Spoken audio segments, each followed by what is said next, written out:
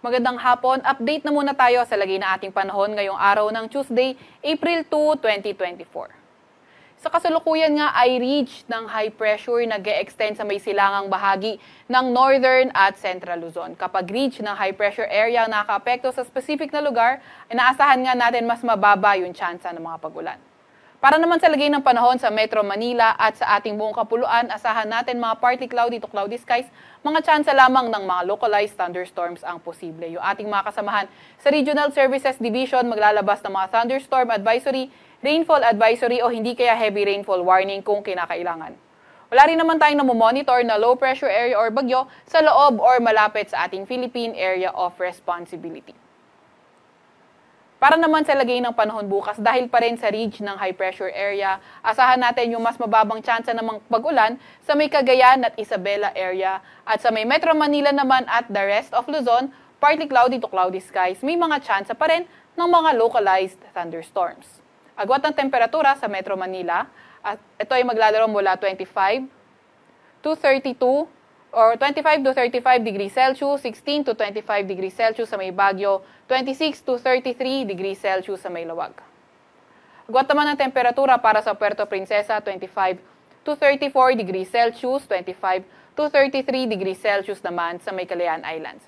Para naman sa lagay ng panahon, Visayas, Mindanao area, mga tsansa pa nga rin ng mga localized thunderstorms ang posible. Agwat ng temperatura sa Iloilo at Cebu, 26 to 33 degrees Celsius. Sa may Tacloban naman at Cagayan de Oro, aabot ng hanggang 32 degrees Celsius ang maximum temperature.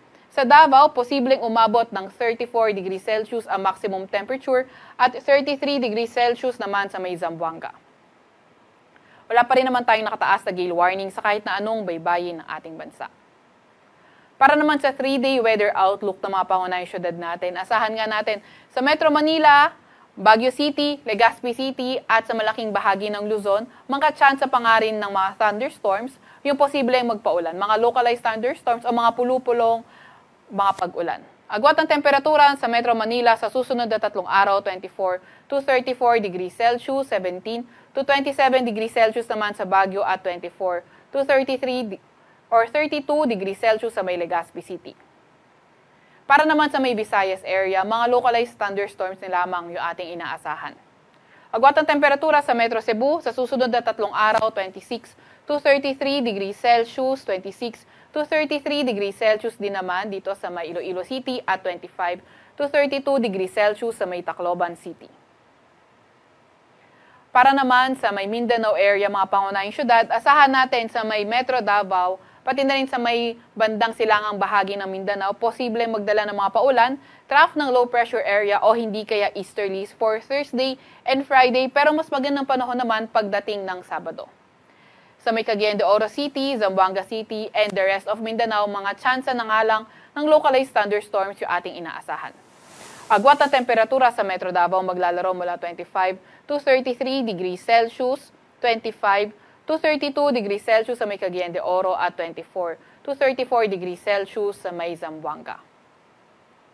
Noon ngang March 22, nag-terminate na tayo ng amihan season at ngayon tayo ay nasa may dry season. At dahil nga tayo ay nasa may dry season, naglalabas din tayo ng mga heat index. Etong heat index, iba siya sa air temperature dahil ito yung init na ating nararamdaman. Yung pag-compute ng heat index na may kasamang alinsangan. So, naasahan nga natin, kapag umabot ng 33 to 41 degrees Celsius yung heat index o init factor, extreme caution na ito, 42 to 51 degrees Celsius mapanganib na dahil heat cramps at heat exhaustions ay posible, samantalang heat stroke ay probable with continued exposure. Then 52 degrees Celsius, napaka mapanganib na nito dahil posible ang heat stroke. Dahil nga din dito, ano nga ba yung mga importanteng survival information sa mga heat-related illnesses? So ano bang mga cause nito? So una, syempre, pagtuloy-tuloy na expose tayo sa mainit na panahon, exhausting activities in warm weather, yung edad para sa mga nakakatanda at mga bata, yung mga mahinang ang immune system, mataas na alinsangan, obesity at chronic alcoholism. Ano mga symptoms nito? Una, matinding pagpapawis, exhaustion or fatigue, nahihilo o headedness o lightheadedness, blackening out or feeling dizzy while standing, weak but fast pulse, feeling nausea or nasusuka, and vomiting. Paano natin ito maiiwasan? Siyempre, una-una, ilimit natin yung oras natin sa labas. Uminom ng maraming tubig. Avoid natin yung mga mainit na inumin like tsaa at kape. Pati na rin yung mga soda, pati na rin yung mga alak.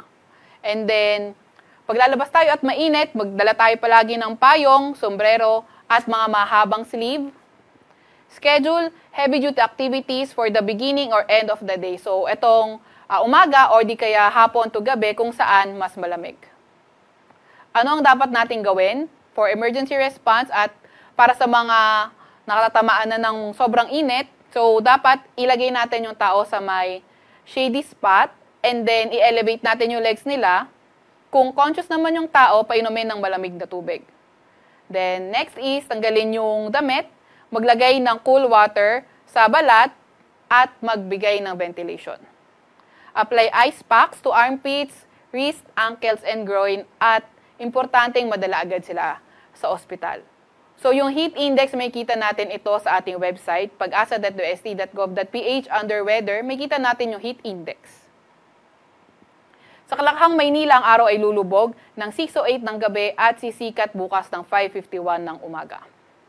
Huwag magpapahuli sa update ng Pag-asa. I-follow at i-like ang aming Facebook at Twitter account, DOST_Pag-asa. Mag-subscribe sa aming YouTube channel, DOST-Pag-asa Weather Report, at bisitahin ang aming website, pag-asa.dost.gov.ph. At yan po muna ang latest mula sa Weather Forecasting Center ng Pag-asa, Veronica C. Torres.